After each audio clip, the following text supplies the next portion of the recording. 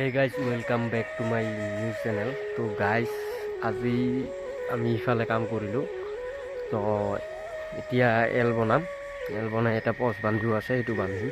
তো ইফালে গাইজ আজি এইবিলাক কৰি আছোঁ, চাটাৰিং ইফালে ৰড বান্ধা হৈ গ'ল, এইটো ঢালি দিলোঁ কালি। ইফালে অঁ ভাল লাগিছে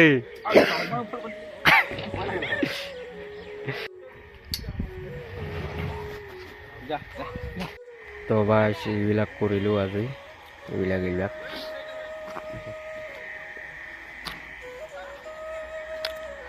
ইফালে প্লগ পৰিছে।